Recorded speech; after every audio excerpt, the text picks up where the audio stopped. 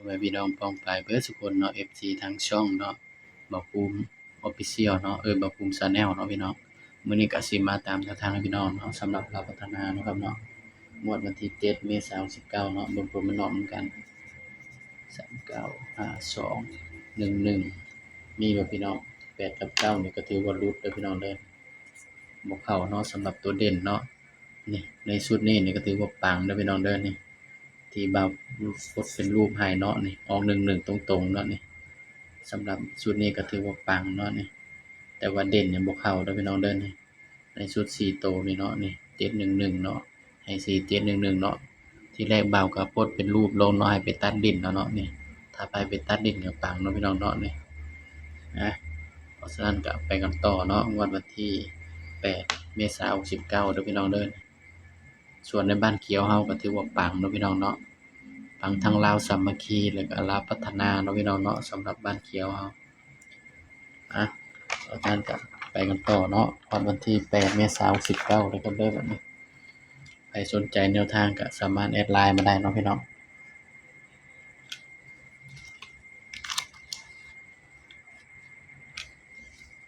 สนใจก็แอดไลน์มาได้เด้อครับเด้อสำหรับแนวทางดีๆเนาะพี่น้องดาวโจนส์ก็มีเนาะครับเนาะสำหรับในบ้านฮานอยก็มีเนาะพี่น้อง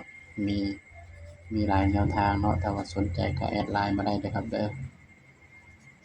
ผมเผื่อบ่าวบ่มีเวลาลงแนวทางให้เนาะพี่น้องส่วนในบ้านเนาะเดี๋ยวบ่าวก็สิตัดให้แค่4คู่เนาะพี่น้องเนาะว่าสูตร4คู่มันยังสิเดินดีบ่พี่น้อง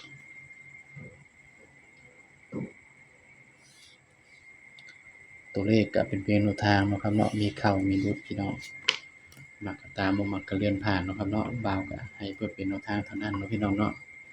สำหรับมาเบิ่งตัวเด่นนำกันเนาะวันที่8เมษายน69เนาะเพราะว่าหวยลาวมันออกคู่มื้อเนาะพี่น้อง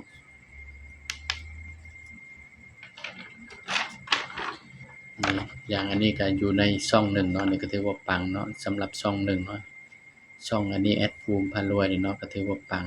2552เข้าที่52 39 52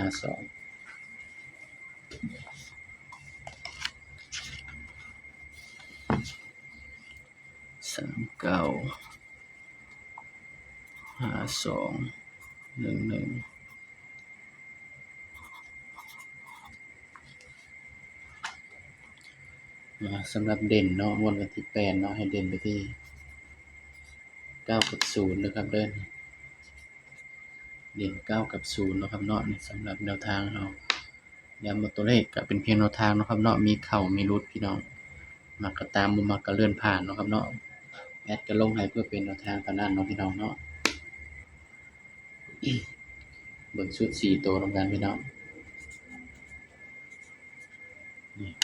อันนี้คือชุด4ตัวนะครับเด้อนี่อย่าลืมไปตัดลิ้นเด้อพี่น้องมาจับคู่นำกันเลยเนาะพี่น้องเนาะสำหรับจับคู่ก็สิจับใส่กับชุดวินตัวนี้เนาะพี่น้องเนาะก็สิมีอยู่92 94 97เนาะ02 04 07อันนี้คือชุดวินเนาะก็สิมาวินใส่กับชุดนี้เนาะพี่น้องนี่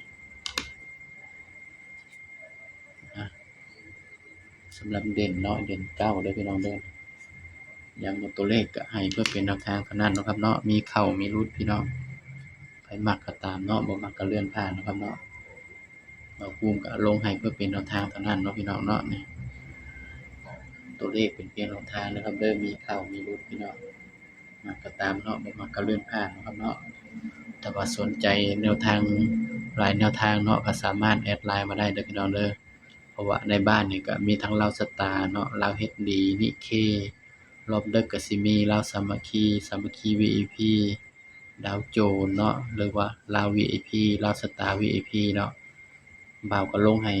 หลายแนวทางเนาะพี่น้องเนาะแต่ว่าก็มีค่าบ้านเนาะพี่น้องเนาะ1ใบแดงต่อเดือนเนาะถ้าว่าสนใจก็แอดไลน์มาได้เด้อครับเด้อถ้าบ่สนใจก็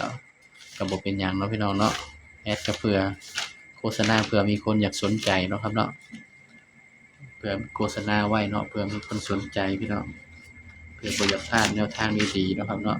เพราะว่าในบ้านเนี่ยก็สิมีสายด่วนให้เนาะพี่น้อง นี่ก็คือ ID LINE ของแอดเด้อพี่น้อง081